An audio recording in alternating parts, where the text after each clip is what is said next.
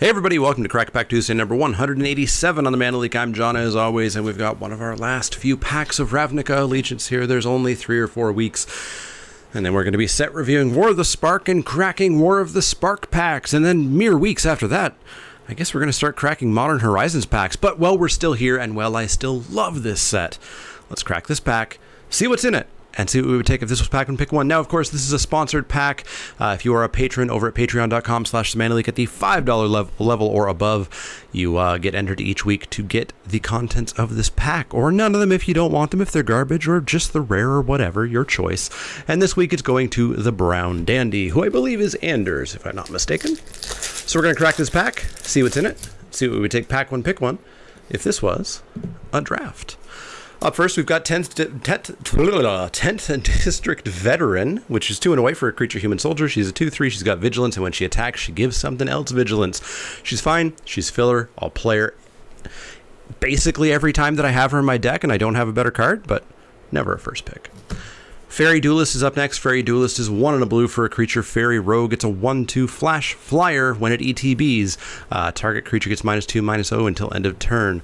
It looks like all of these cards have kind of the issue where the text is a little bit smudged. It honestly looks kind of cool whenever I see it, so I expect the next card or two under this will have it as well. The Faerie Duelist has it too. Anyways, Faerie Duelist is fine. Fine card. It's again a card that I'm not going to take super highly, but if I've got a spot, you bet I'm playing it. Up next is Territorial Bora. Nope, it doesn't have the smudged effect to it. Territorial Bora is 1 and a green for a creature. Bora, it's a 2/2. Whenever a creature with power 4 or more enters the battlefield, this gets +1/+1 in vigilance till the end of turn. It's just like the last 2 cards, except probably the worst of the 3, but not by much.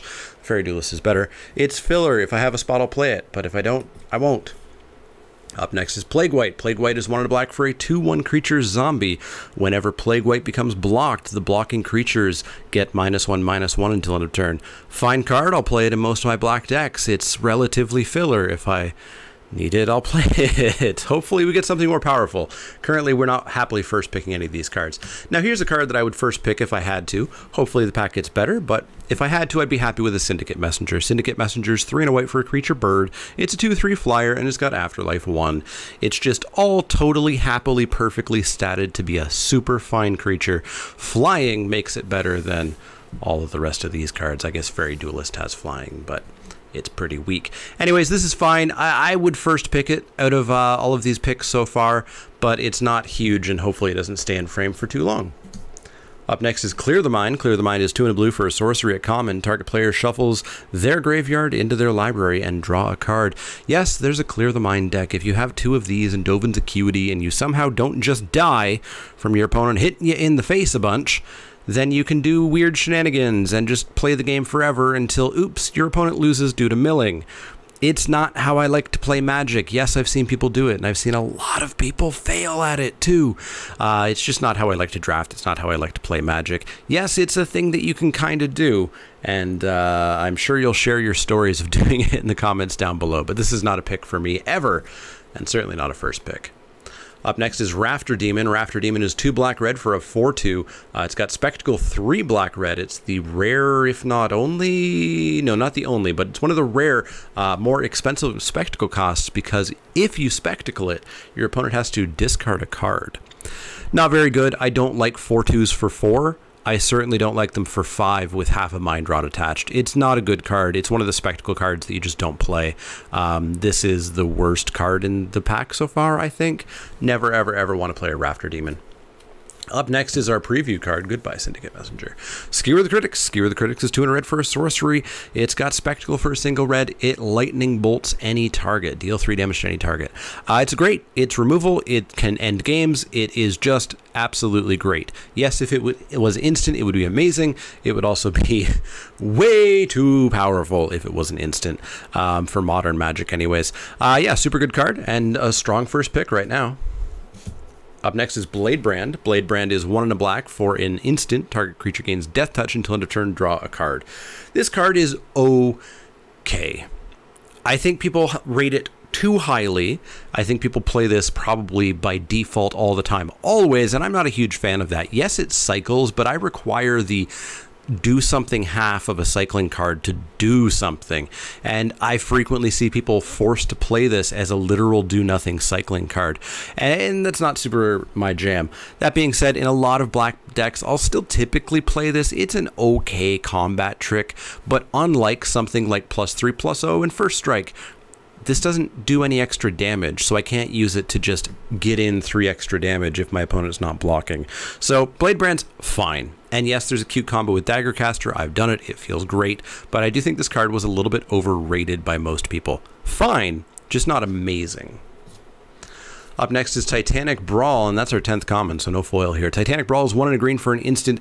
This spell costs 1 less to cast. If you're casting it on a creature with a +1/+1 counter, your creature fights their creature. This isn't great. Prey upon fight spells that don't pump are not as good. You need to be absolutely 100% certain that you are very frequently going to have much bigger creatures than your opponent.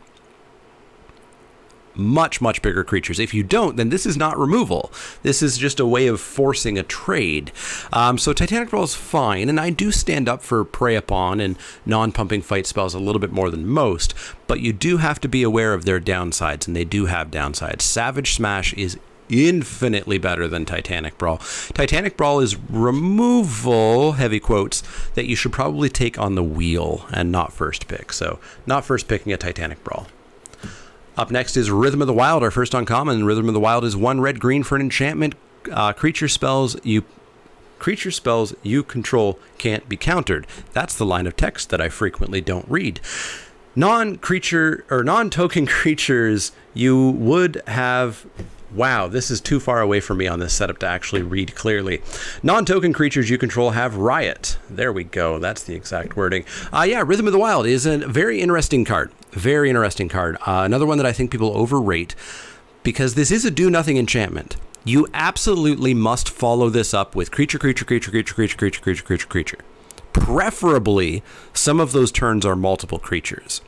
If you don't, this card is a waste of a space in your deck. This card late game sucks. It does not stabilize you because it requires more cards after this one to actually stabilize you. That being said, when this comes down on turn 3, and you do just continue playing creatures forever, it's nearly impossible to lose. So this is a very swingy card. It's a very powerful card, but it's a very swingy card. So I'm always hesitant about Rhythm of the Wild, much more so than I think many people are. You got to remember the bad times as well as the good times in Magic, or else you'll get into best case scenario mentality. So Rhythm of the Wild is good.